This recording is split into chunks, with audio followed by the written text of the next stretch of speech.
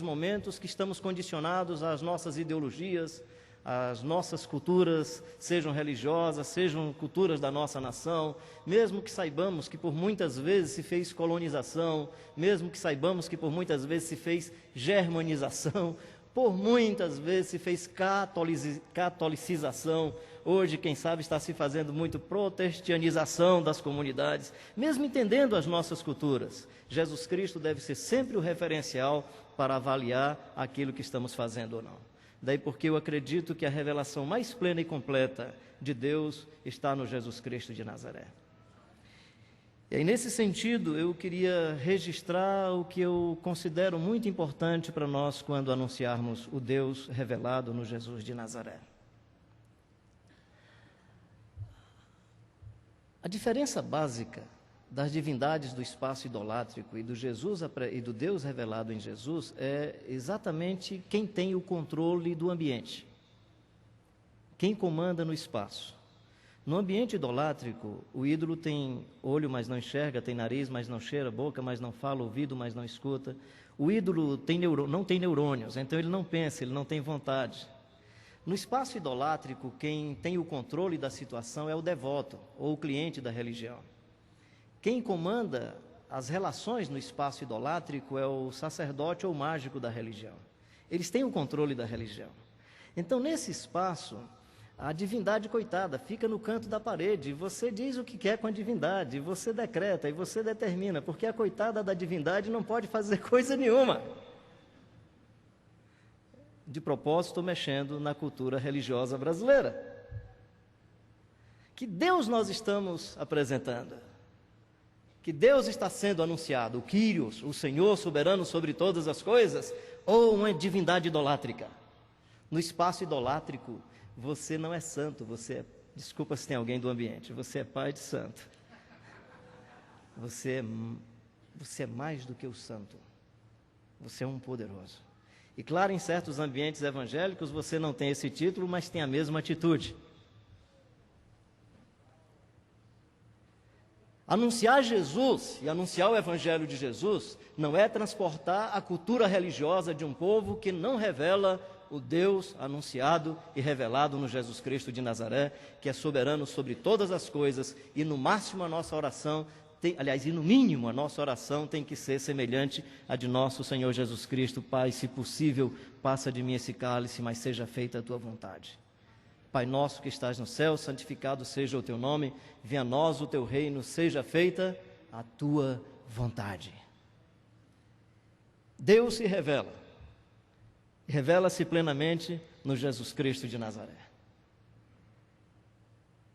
Transportar os nossos modelos religiosos pode ser simplesmente fortalecer a concorrência religiosa com outros ambientes religiosos que estão por aí, se não avaliarmos bem a nossa cristandade ou a sociedade religiosa cristã, que se utiliza de elementos ou de nomenclaturas, às vezes do Evangelho, e usando essas nomenclaturas, criam um modelo religioso que na nossa ótica chamamos de Evangelho, e às vezes não tem nada a ver com o Evangelho. Estava uma vez em Minas, numa cidade em Minas, e eu lembro-me quando um rapaz me perguntou: o senhor não fica chateado com o pessoal vendendo aí o Evangelho a 3x4? Eu disse: não, meu querido, ninguém vende o Evangelho. Deus fez o Evangelho de tal forma, o Evangelho é tão ruim que não dá para a gente vender. Você vende amuletos e cacoetes da religião, mas chama o camarada e diz: Deus diz para você perdoar os seus inimigos. Quem quer perdoar os inimigos e pagar R$500? A palavra do Senhor diz: se o perverso bate no lado da tua face, entrega outra. Quem quer pagar R$1.000 para o perverso bater no outro lado da face? Se alguém quer vir após mim, negue-se a si mesmo e traga 2.000 e a sua cruz. Pague 2.000 aqui e ainda traga a sua cruz. Duvido. O que eu fico tranquilo com essa comercialização é porque eu percebo que o pessoal está comercializando cacoetes da religião, elementos religiosos, inclusive com nomenclaturas da cristandade, objetos sagrados, mas graças a Deus, não é o Evangelho de Jesus, porque o Evangelho de Jesus não dá para ser negociado.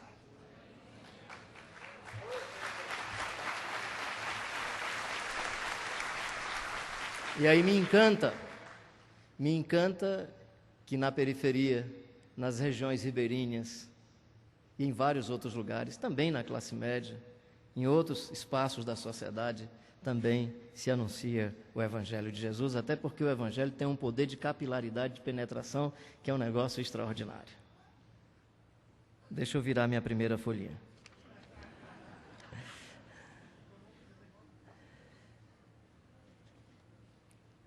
Não podemos confundir a nossa missão e a evangelização com o cristianismo invasor. Quando tratamos de missão na América Latina, por exemplo, não podemos deixar de levar em consideração vários aspectos como as influências culturais, a cosmovisão religiosa, o espírito militar de dominação dos invasores das terras nativas. Mesmo que esses processos tenham acontecido no Brasil predominantemente sob o comando do cristianismo de perfil católico, recebemos várias influências culturais do cristianismo de perfil protestante. De modo que o que se denomina de evangelização pode ser entendido como os métodos aplicados pela cristianização dos povos nativos que foram submetidos a pressões militares, controles políticos, dominações culturais dos invasores, e para a sobrevivência mais tranquila, aqueles que foram tomados ou invadidos assimilaram aspectos da cultura dos invasores.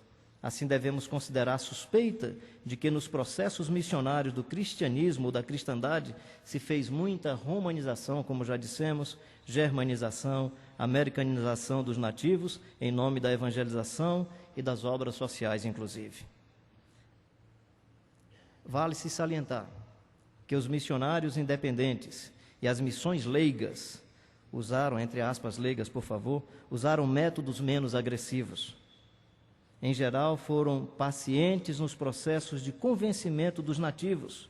Assimilaram muito mais suas culturas do que impuseram suas culturas. Muitas vezes por apreciação, outras vezes como parte de comunicação. Mas, sem dúvida alguma, entre aspas, as missões leigas representaram um percentual de agressão e dominação muito pequeno se comparado com os outros modelos das superestruturas religiosas. Que Deus estava sendo revelado nesses processos de evangelização? A quem interessavam essas obras de filantropia? Quem promovia quem? Quem transformava quem?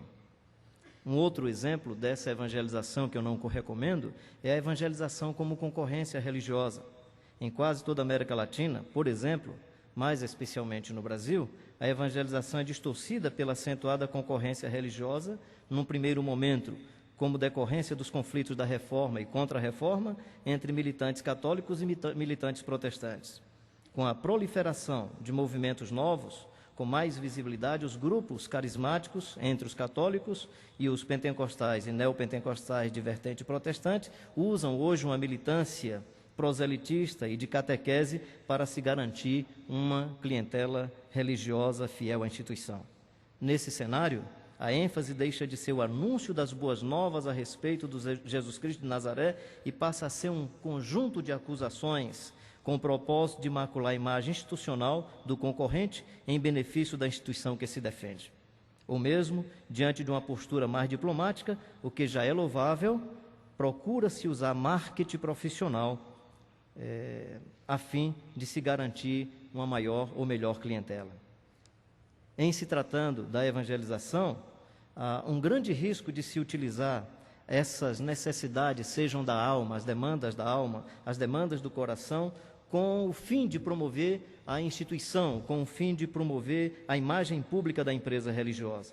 Ou, entre aspas, de converter o carente dependente ou a pessoa que necessita atender às demandas da sua alma à cultura de dominação desses religiosos compadecidos.